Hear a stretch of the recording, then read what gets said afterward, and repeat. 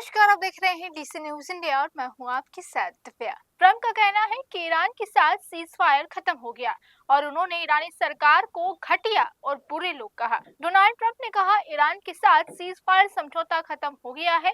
रात भर हुई गोलीबारी के बाद उन्होंने देश के नेताओं को घटिया और सनकी बताया। तुर्की में नाटो समिट के दौरान पत्रकारों से बातचीत में अमेरिकी राष्ट्रपति ने कहा था कि अमेरिका ने कल रात उन पर जोरदार हमला किया, शायद आज रात भी उन पर जोरदार हमला करेगा। उन्होंने तेहरान पर जून में दोनों देशों के बीच हुए अंतरिम समझौते का उल्लंघन करने का आरोप लगाया, जिनमें संघर्ष खत्म करने की बात कही गई। उन्होंने कहा, झूठ बोलते हैं, धोखा देते हैं।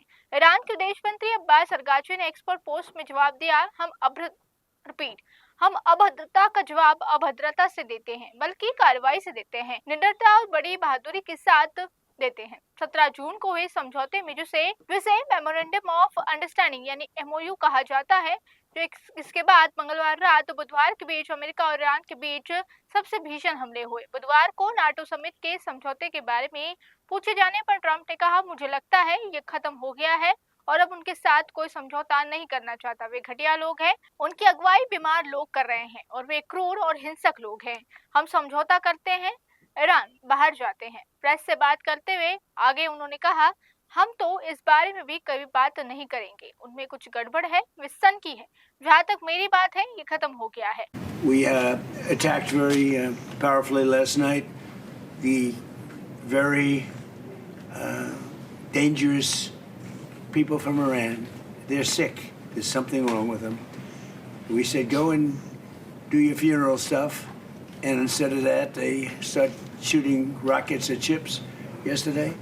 And so we hit them very hard last night, very hard. I would say 20 to 1, 20 times tougher. And I told them, every time you hit, we hit. And of course, they're dirty players, so they go after everyone, probably including me. I've been number one on their list for years. And they're a bunch of scum, you want to know the truth. They're scum. And so we don't like them. I don't like them. And they're evil people, and it's the denuclearization of Iran. And we're going to denuke it. We're not going to let them because they're crazy, and they can't have a nuclear weapon. And they go around killing people. They've killed thousands and thousands of our soldiers. They've killed hundreds of thousands of innocent people. They had the roadside bomb, Soleimani. I took care of him first term. And that was a big thing, because I think it probably would be a lot stronger had he been around, because he was a bad guy, but he was an evil genius, but a bad guy. And he was the father of the roadside bomb. The roadside bomb is a bomb that goes on when you're driving your little vehicle around, and it goes on and you have no legs, no arms, and no face. And they've killed thousands and thousands of people. Even the SS Cole was theirs, if you remember that disaster. So I don't like them at all. And frankly, I think we waste a lot of time with them. I think we should just do our business. Can you imagine? They start shooting bombs, actually missiles at ships yesterday. Saudi Arabia, Kuwait, a couple of others. And I don't think they know what the hell they're doing, but they're bad people, very bad people. I think they're incompetent, by the way.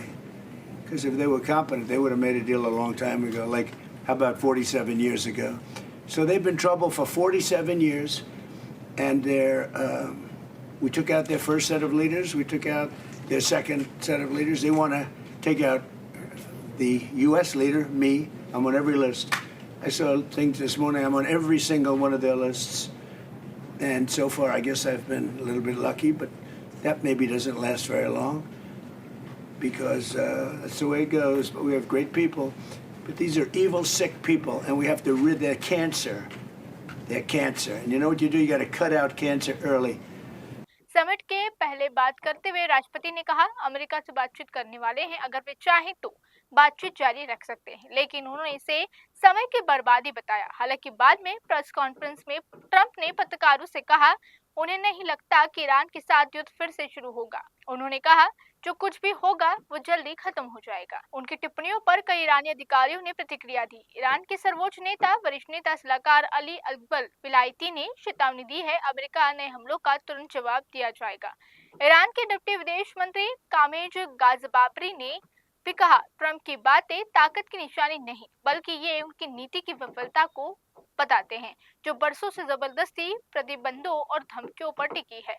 ईरानी राष्ट्र को घुटने टेकने पर मजबूर नहीं कर पाई। अमेरिकी central command ने मंगलवार को कहा कि ह्यूमनस में 3 टैंकरों पर हुए हमलों के जवाब में जबरदस्त हमले किए गए। ईरान के सरकारी मीडिया ने भी कहा, दक्षिण ईरान के अंदर अब्बास और बुशहर में अमेरिकी हमलों में देशों की सेना 8 सदस्यों से मारे गए। अमेरिका ने यह भी कहा कि उसने ईरानी तेल की बिक्री पर लगे प्रतिबंधों को अस्थायी रूप से हटाने का फैसला वापस लिया। बुधवार को ईरान ने कहा उन्हें जवाबी कार्रवाई में बहरीन और कुवैत जैसे ठिकानों पर निशाना बनाया गया।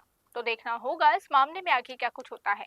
अभी के लिए बस इतना ही। देश और दुनिया की तमाम बड़ी खबरों के लिए रुक कीजिए डीसी न्यूज इंडिया का। तो अभी के लिए बस इतना ही। देश और दुनिया की तमाम बड़ी खबरों के लिए रुक कीजिए डीसी न्यूज इंडिया का।